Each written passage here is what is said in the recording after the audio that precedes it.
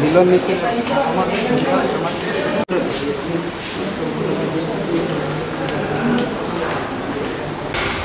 আমি সব জায়গায় এখানে যে ধরনের কাজগুলো হচ্ছে গত বছর গত অর্থ বছর বর্তমান যে কিছু কিছু কাজ আছে চলমান আছে এই সমস্ত কাজ কি পর্যায়ে আছে এবং এই ধরনের এখানে কোনো ধরনের অনিয়ম হওয়ার সুযোগ আছে কিনা বা থাকলে এই ধরনের কাজগুলোকে আমরা অবজারভেশন করার জন্য মূলত এর বিষয়ে নির্দেশনা এসেছে।